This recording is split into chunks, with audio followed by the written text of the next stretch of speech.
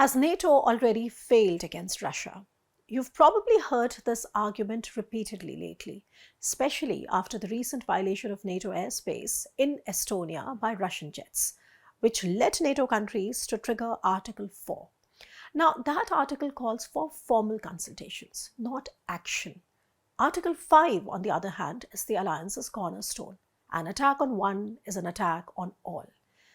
Now, at first glance, Russia seems to be making NATO look like a loser, especially with Trump's callous posture towards European security and lack of commitment to NATO. But is that really the whole story? Let's unpack this complex situation of military brinkmanship by answering 5 questions and then drawing one key lesson from history. Question 1. What happened on Friday, 19th September 2025? 3 Russian MiG-31 fighter jets entered Estonian airspace without permission, lingering there for 12 minutes over Vindaloo Island, a tiny rock in the Gulf of Finland. Now that's 5 miles inside NATO territory to be exact, right next to the Russia-NATO border.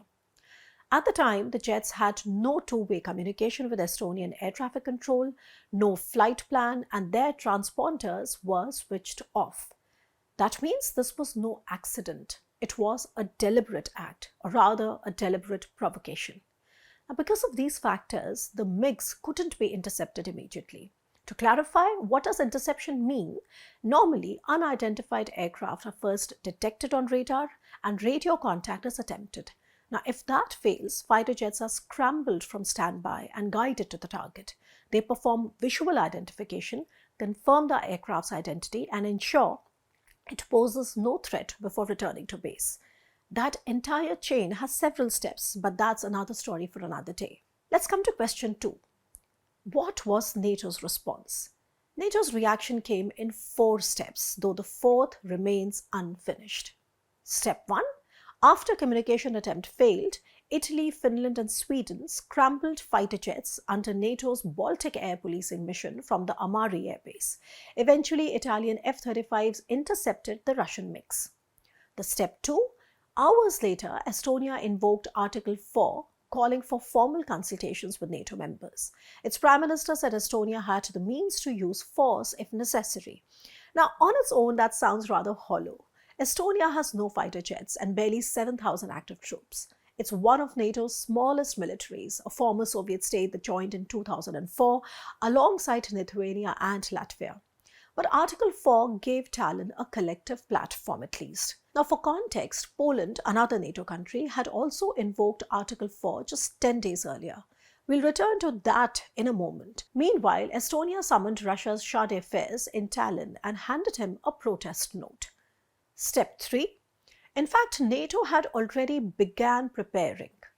On 12th of September, it had launched Operation Eastern Sentry, a multi-domain mission to strengthen ground bases and air defenses along its eastern flank. The UK, Denmark, Germany and France all have pledged aircraft and support, especially after what happened in Estonia.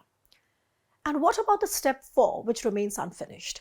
NATO is now working on a longer-term plan to handle repeated airspace violations, 4 so far this year, in a more unified and cost-effective manner.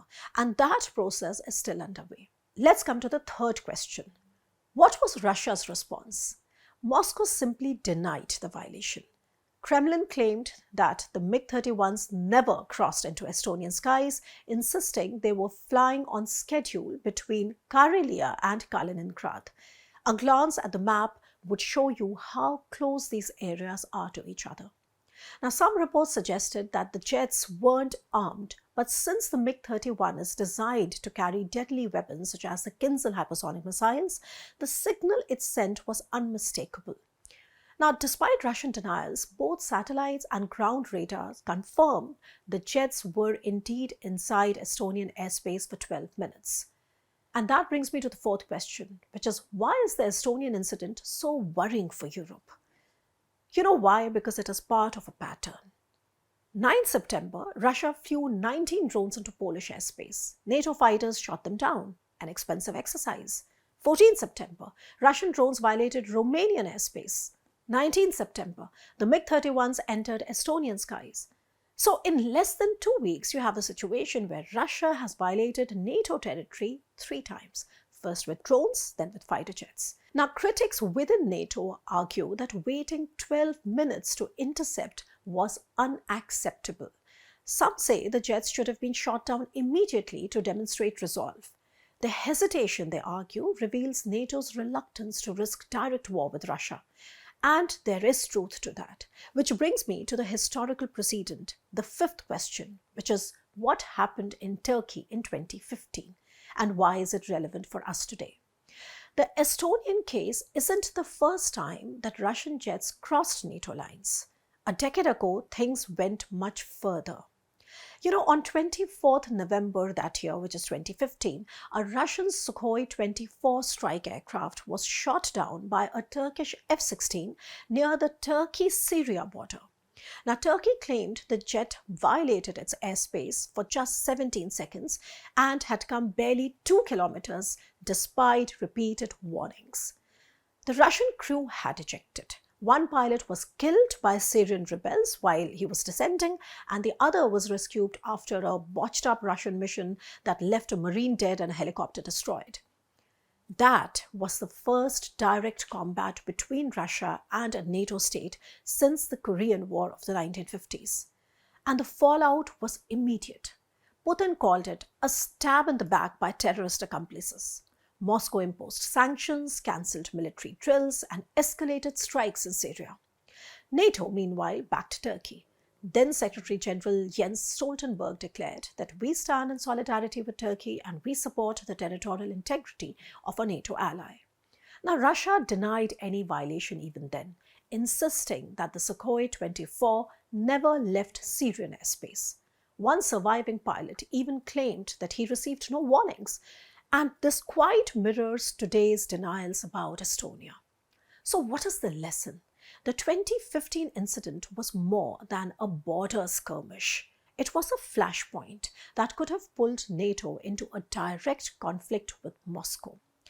Now, if Russia had retaliated militarily, Turkey might have invoked Article 5, dragging the US and 27 other allies into a war with Russia from the day one. The crisis eventually cooled, but the lesson was clear. Even a brief violation can bring NATO and Russia to the brink. Now, nearly a decade later, the pattern is repeating. Russian drones breach Polish skies. Fighter jets test Estonian borders. Each move raises the same dangerous question. Now, if Moscow crosses a NATO red line, deliberately or by accident, how will NATO respond?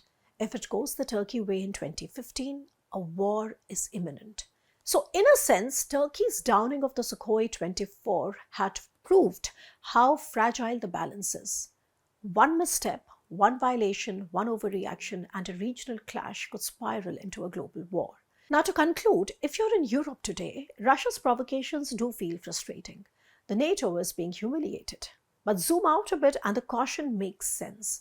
Now, with a grinding war already raging in Ukraine, which is barely kilometers from Estonia, NATO leaders are exhausting every diplomatic and defensive tool before resorting to more direct responses. The eastern flank has always been NATO's soft spot or NATO's vulnerability. Russia, weaker in conventional forces, exploits that with hybrid warfare, psychological pressure, and repeated tests of European resolve. Now, in that sense, Putin does score points by exposing NATO's vulnerability again and again. For NATO, on the other hand, the challenge is not to flaunt its overwhelming conventional power, which indeed it has, but to learn to adapt.